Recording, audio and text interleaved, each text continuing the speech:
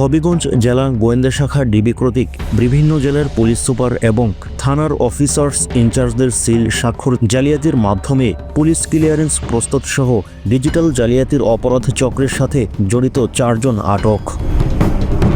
গত 22/4/2025 খ্রিস্টাব্দ তারিখে ভুয়া পুলিশ ক্লিয়ারেন্স তৈরি করে বিদেশগামী যাত্রীদের হয়রানি করে মর্মে অভিযোগ পাবার পরপরই পুলিশ সুপার হবিগঞ্জের দিক নির্দেশনায় অফিসার্স ফোর্স সহ অভিযান পরিচালনা করে পুলিশ সুপার হবিগঞ্জ এবং বানিয়াচং সার্কেল হবিগঞ্জের অসামঞ্জস্যপূর্ণ স্বাক্ষর সম্বলিত একটি পুলিশ ক্লিয়ারেন্সের ফটোকপির উপর ছায়া তদন্ত শুরু করার এক পর্যায়ে জালিয়াতি ও প্রতারণার সাথে সম্পৃক্ত আসামি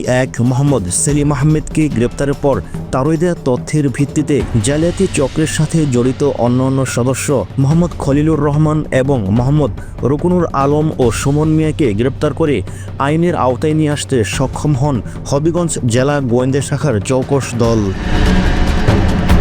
গ্রেপ্তারকৃত আসামিদের বিরুদ্ধে নিয়মিত মামলা রুজুসহ পলাতক আসামিদের আইনের আওতায় আনতে আভিযানিক কার্যক্রম প্রক্রিয়াধীন। সুনীল চন্দ্র দাস, হবিগঞ্জ।